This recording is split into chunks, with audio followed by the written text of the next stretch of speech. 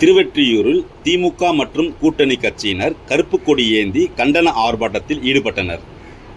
மத்திய அரசு கொண்டு வந்த தொகுதி மறுசீரமைப்பு முயற்சிக்கு எதிர்ப்பு தெரிவித்து மண்டல குழு தலைவர் திமுக தனியரசு தலைமையில் இந்த போராட்டம் நடைபெற்றது. இதில் எம்எல்ஏ KP சங்கர் முன்னிலையில் திமுக மற்றும் கூட்டணி கட்சியினர் பலர் கலந்து கொண்டு மத்திய அரசுக்கு எதிராக முழக்கங்கள் எழுப்பினர். போராட்டத்தின் இறுதியில் சட்ட முன்வடிவ நகலை எரித்து எதிர்ப்பு தெரிவித்தனர்.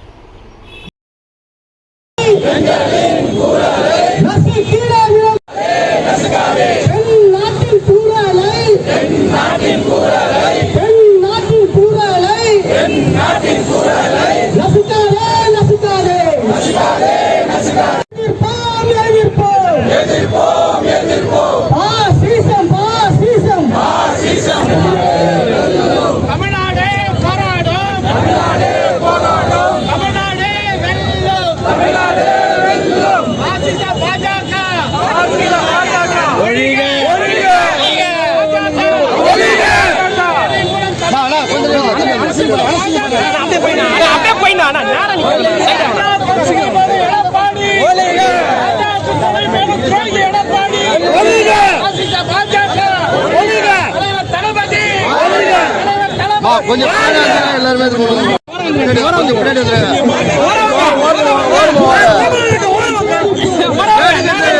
இது பண்றீங்க.